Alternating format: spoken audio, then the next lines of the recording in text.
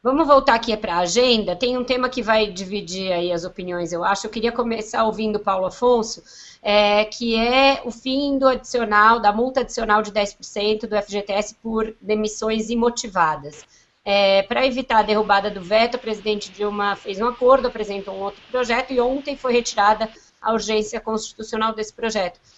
A indústria é contra e setores a favor da derrubada, do fim do adicional de 10% sobre o FGTS, mas eu sei que isso divide o governo, divide também a base e os partidos da Câmara. Queria ouvir por que o senhor acha que isso é um entrave hoje, a permanência desse adicional de 10% por demissão imotivada. Olha, é um tema que eu acompanho isso de perto há muitos anos. E na época, quando nós fizemos o entendimento com o setor produtivo brasileiro, concordando com esse adicional de 10%, eu não me esqueço, eu já estava militando nas entidades de classe, o Ciarra lembra bem disso, algumas pessoas mais vividas, e aí é que eu discordo muito, olha, vocês estão concordando com o negócio, mas amanhã, seja o governo que tiver, o governo não vai concordar depois de tirar esses recursos, não. Vocês não podem fazer isso. Mas nós entendemos que o problema do FGTS era um problema sério, e aí qualquer governo. Agora, eu discordo muito disso. Eu acho que nós temos que caminhar no país para o problema da confiança. Houve um acordo naquela época em que o setor produtivo brasileiro concordou de acrescentar esses 10% do FGTS exatamente para uma lei específica para equacionar o problema do FGTS. Eu acho que hoje, com relação a essa manutenção desse recurso, que é extremamente significativo, da ordem de 3 bilhões e tanto por ano, que é um negócio que não foi combinado. Nós acertamos isso. Então a gente não pode... a sociedade tem que ter, seja qual for o governante que tiver, fez um compromisso, ele tem que ser cumprido. Se o governo tem pretensão de arrumar um fundo, de querer o recurso para poder fazer qualquer outro, que mande um projeto, um novo projeto, fazendo lá olha, vamos aumentar imposto para isso. Agora, um processo que foi combinado para isso, ele terminou, ele tem que ser efetivamente tirado, além disso, isso representa muito, principalmente para empresas menores, são significativos. Olha, 3 bilhões de reais no ano, isso no setor produtivo, ele representa muito. Então, nós, efetivamente, e achamos ruim ter tirado da urgência, porque agora vamos começar a tramitar tudo de novo, quer dizer, é um negócio que vai demorar. E ele fez parte de um acordo que foi feito aí, pelo menos é o que a gente tem consciência disso. E é isso que nós queremos, e o Vacarezza coloca isso com muita clareza. Nós precisamos de ter muita transparência e aquilo que é bom para o país. Essa questão de você querer fazer uma combinação para uma coisa e mudar aquilo, eu acho que esse aspecto da confiança, ela não pode ser em momento algum quebrada. Pelo contrário, ela tem que ser mantida. Eu acho que esse processo do FGTS, nós vamos retomar. Mas ele poderia ser votado agora, eu tenho assim que ele deveria efetivamente cair e fazer aí, se tiver uma necessidade, que faça e discuta no Congresso democraticamente, como a democracia tem que fazer. Então, o setor produtivo é um dos nossos temas prioritários e a CNI está muito imbuída nisso. Eu acho que esse é um tema que nós estamos, inclusive, dentro da pauta mínima, porque ele é importante para o país, não é só para a indústria. Deputado Vacarezza, com a palavra, por que foi retirada a urgência e o que vai acontecer com esse projeto? Olha, Vera, eu tenho na minha vida uma máxima que eu nunca vou trair um compromisso. Eu fiz compromisso com o PT e com esse governo que eu não voto contra o PT. Mas nós não estamos no stalinismo e eu posso emitir minha opinião. Eu sou favorável à retirada desses 10%, porque esses 3 bilhões significa muito para o desenvolvimento do país, para o desenvolvimento da indústria, e pouco para as contas do governo. Quando você fala 3 bilhões, na conta do investimento para a indústria, para o desenvolvimento é muito, e na conta para o equilíbrio das contas do governo é pouco. Haja vista várias desonerações que nós fizemos que superem muito 30 bilhões, e não os 3 bilhões do FGTS, aí, com esses 10% a mais cobrado das empresas. Eu acho que o próprio governo pensa isso.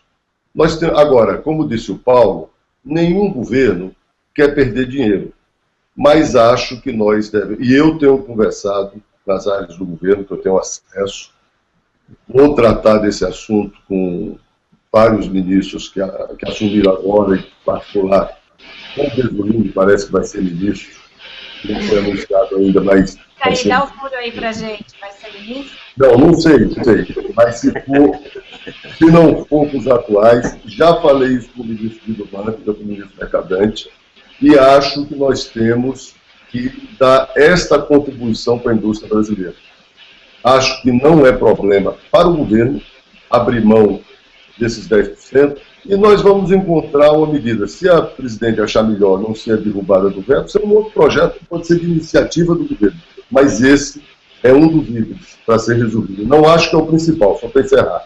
Eu acho que assim, no seu debate, uma questão que eu sintetizaria, que é aumentar a competitividade brasileira. Quais são as questões centrais que a CNI colocou? A infraestrutura, que tem que se tomar medidas.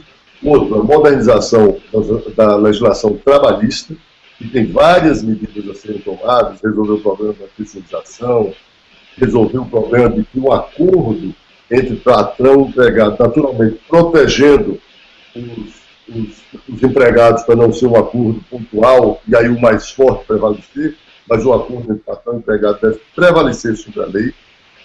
E outro que foi colocado foi a infraestrutura, legislação trabalhista. Me ajuda aí, Paulo. Tem um terceiro item que é importante, mas que eu estou fugindo, que eu queria acrescentar. Questão tributária, meu filho. O processo tributário, a alteração tributária, e eu acho que a CNI esqueceu um, que é fundamental. Sem esse, nós não vamos ter aumento de competitividade, que é educação. Mas essa já é prioridade. Revolução. Aí, como eu já falei demais, depois nós podemos falar sobre a educação, que eu quero começar com o Paulo. Deputado Seara, em relação aos 10% do FGTS, como é que o PSD vai votar e o que o senhor acha da retirada da urgência? Vera, o PSD foi que liderou o processo que culminou com a votação do fim da multa do 10% do Fundo de Garantia. Eu, como líder do partido na época, trabalhei incansavelmente para que a gente conseguisse essa vitória, que é uma vitória da sociedade brasileira.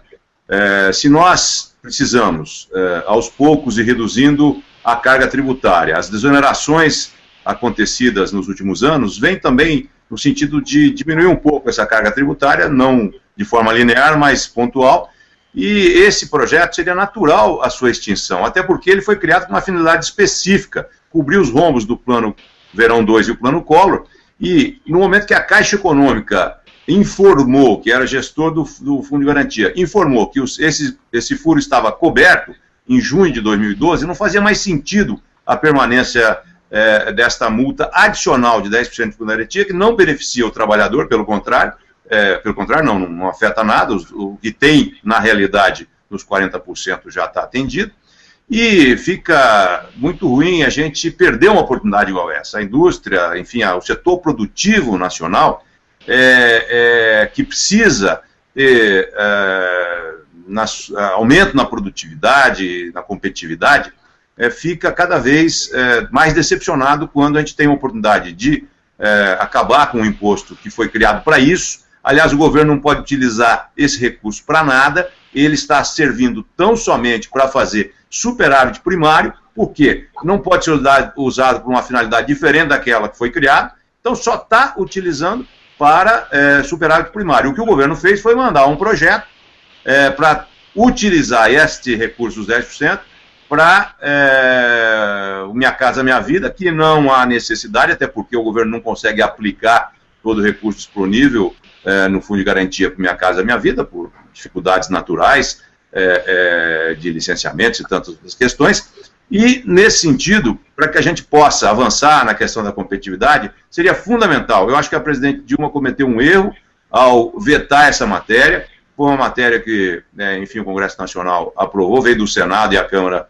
aprovou, e agora nós queremos dar continuidade a esse processo para acabar com a multa, né? Acabar com a multa porque ela não tem sentido mais na utilização. E aproveitando o que foi falado aqui na questão da competitividade, tem outro fator que o Vacarezza colocou bem. O Vacarezza, nós queremos que ele, dentro do PT, nos ajude a fazer essa discussão, e eu sei da sua disposição. E tem ajudado. Tem ajudado, eu tenho certeza disso. O Vacarezza é um ótimo interlocutor para que a gente possa conquistar esses avanços. E a questão da folha de pagamento, dos encargos sociais, que ninguém quer tirar benefício dos trabalhadores, mas não é possível que o setor produtivo pague essa conta. Isso é política social. Política social tem que estar inserida no orçamento da União onde couber, e não na folha de pagamento que vai onerar o setor produtivo. Por isso que o Brasil tem, enfim, um custo de produção tão alto e perde competitividade em relação a outros países do mundo. Queria aproveitar para ouvir o Renan, que tinha caído e voltou aqui com a gente, sobre duas coisas aí que estão presentes nesse tópico que a gente está discutindo. Uma é essa coisa da dificuldade do governo de aceitar projetos que lhe tirem receita, mesmo que essa receita tenha sido aprovada provisoriamente e já esteja prolongando indevidamente. E a outra é esse problema aí da discussão das leis trabalhistas, que sempre acaba também empacando no Congresso por conta das diferenças aí classistas, trabalhadores de um lado, para o setor produtivo de outro, e a pauta não avança. Sobre os dois pontos em particular que você fala, o Congresso, a velocidade das decisões no Congresso, ela são variadas, dependem muito dos temas, e tem temas como esses que você menciona, que são temas complexos, porque interferem em interesses muito claros, muito presentes de parcelas significativas da população. É injusto esperar que o Congresso os decida de forma rápida. Não há como isso acontecer. Não é o propósito do Congresso Nacional tomar decisões rápidas sobre esses temas, que são temas que envolvem interesses em competição. Então, a dificuldade sempre vai estar presente, sempre vai existir, e apesar, né, de alguém poder pensar que talvez o Partido dos Trabalhadores fosse, ou um governo, né, uma maioria liderada pelo Partido dos Trabalhadores fosse a ideal para se ter uma discussão mais aberta e mais ampla sobre isso, não é necessariamente o caso, porque pelo fato desses temas serem muito delicados. Então, eu não tenho expectativas de resolução desses problemas no curto prazo, independente da vontade de parlamentares dos dois lados, como foi demonstrado aqui nas falas anteriores, de pensar em acordos plausíveis para esses temas. Mas é natural esperar que eles sejam difíceis de serem negociados e depois decididos.